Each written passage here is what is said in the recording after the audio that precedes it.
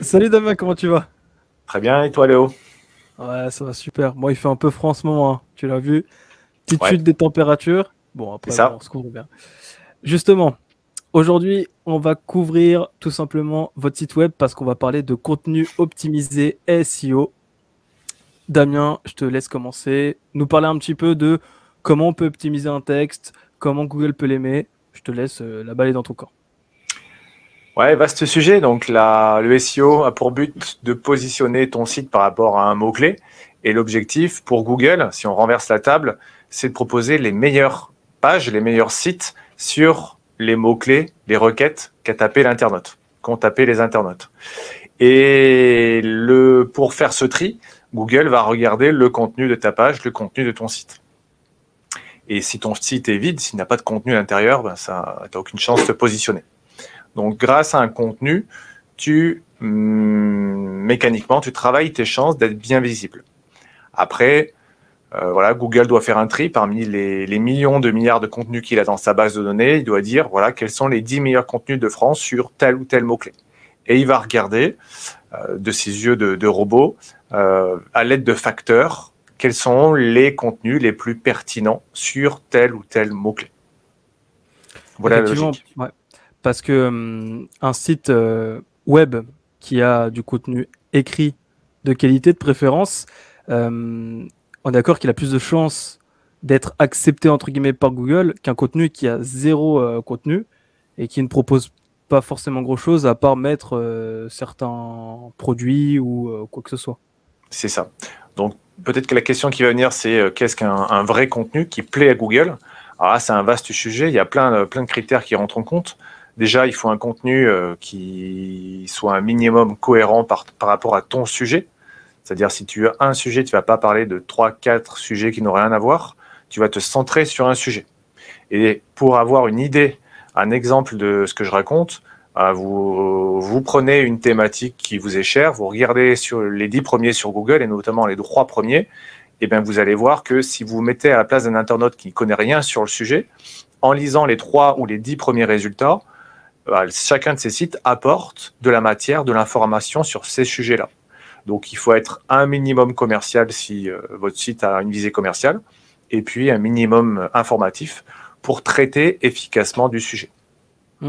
Tout- Et ouais. pour cela, voilà, pour toucher, donner de la matière pertinente à Google, eh bien, il y a une technique qui est assez simple, hein, c'est un petit peu le jeu du qui est, c'est-à-dire que vous enlevez votre mot-clé phare de votre page, et à la lecture des éléments qui sont dans votre page, on doit deviner de quoi parle votre page.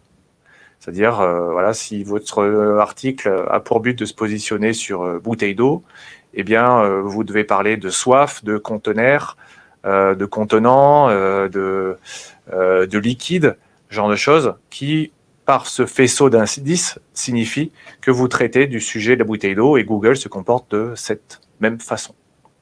Parce que ouais, c'est ça la difficulté en fait. Parce qu'il y en a certains qui veulent se lancer sur des niches informationnelles mais extrêmement précises comme par exemple, je sais pas, l'écologie.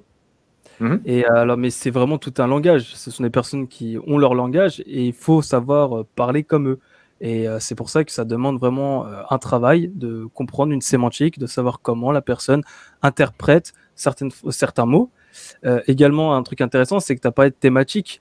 Par exemple, je peux donner un exemple. Un couple de voyageurs qui va dans un parc d'attractions, qui va tester un restaurant, une attraction, et je sais pas, ce qu'elle va faire, c'est qu'ils vont pas faire un article pour ces trois choses, ils vont tout simplement faire trois articles pour ces trois thématiques. Et ils vont tourner autour avec une sémantique donnée.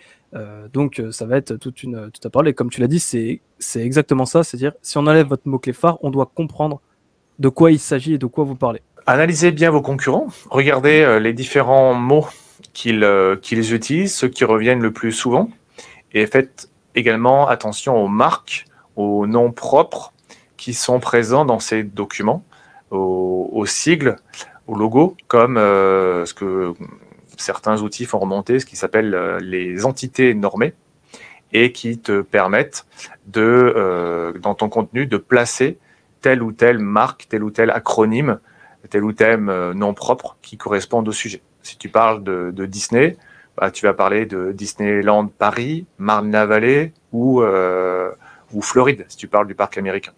Bien sûr, et si tu places ces marques, ces entités-là, eh bien, tu valides la cohérence sémantique sur le sujet et tu rassures Google sur ta thématique. En plus, l'avantage, c'est que maintenant, comme Google aime beaucoup les questions-réponses, parce que même tu l'avais dit dans une autre vidéo, tu avais dit que Google, c'est normalement un moteur de questions et de réponses. Google met en avant maintenant dans ses SERP les rich snippets.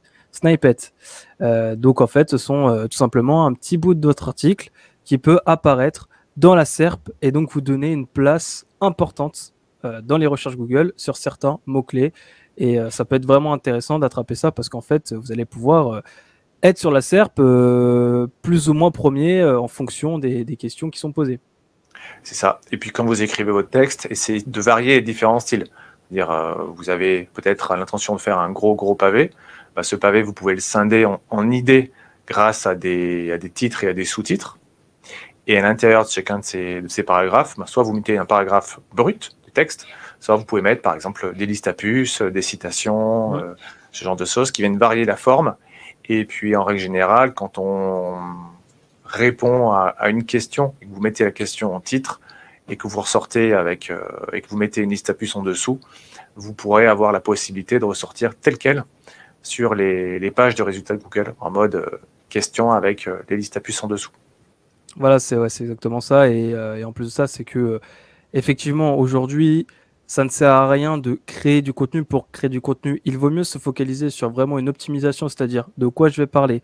Limite, il faudrait plus savoir quels mots on va mettre dedans pour que Google puisse valider. Parce que vous avez beau faire un un article de 10 000 pages, si vous partez dans tous les sens, si vous parlez pas le langage de Google et que Google ne se retrouve pas, et quelqu'un qui va faire un article de 1000 mots ou de 800 mots, peut vous passer devant et vous n'allez pas comprendre pourquoi. C'est tout simplement parce que lui, il a optimisé son texte. Et aujourd'hui, je pense même que, allez, on va dire, la longueur du texte ne devrait même plus compter. C'est surtout l'optimisation et comment on va parler à Google. Parce qu'aujourd'hui, c'est comme ça qu'on rank. Je pense que c'est mon avis. Je ne sais pas si tu valides ça.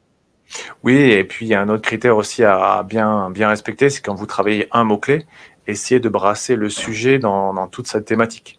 C'est-à-dire, sur un mot-clé généraliste, il y a peut-être une intention commerciale derrière, une intention informative, une intention comparative.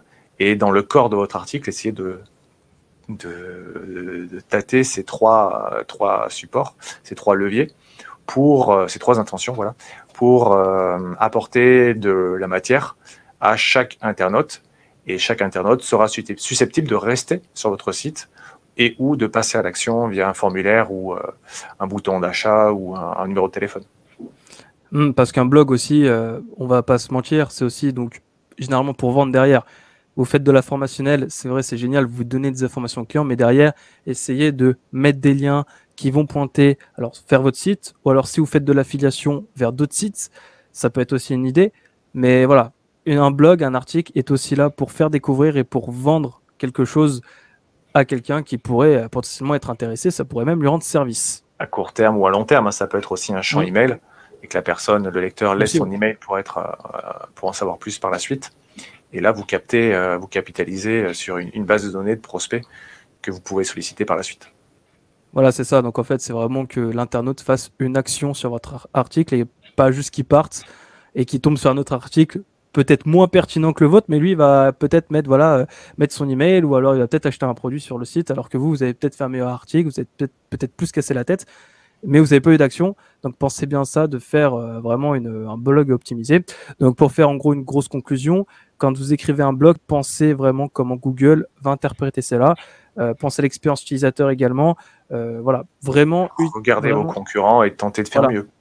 Exactement, regardez vos concurrents. Travaillez votre sémantique. Utilisez des bons termes que Google peut comprendre. Allez voir vos autres concurrents pour regarder quels mots-clés ils mettent. Essayez de faire mieux.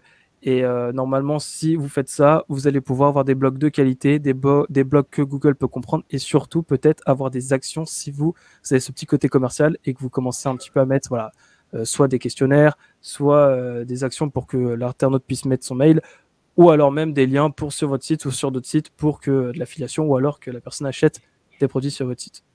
Voilà, écoute, on a à peu près tout dit. Je sais pas si tu veux rajouter quelque chose pour faire un contenu de qualité. Non, c'est très Optimiser clair. plutôt. Pensez vraiment à voilà, tous les prospects, ceux qui vous connaissent et ceux qui, bien sûr, qui ne vous connaissent pas. Tout le monde n'est pas expert du domaine d'activité. Donc, pensez vraiment à tous vos lecteurs. Voilà, exactement. Vous vous lancez sur une niche, regardez comment les gens parlent. C'est vraiment très important, surtout dans les niches très très ciblées où il y a un gros engagement.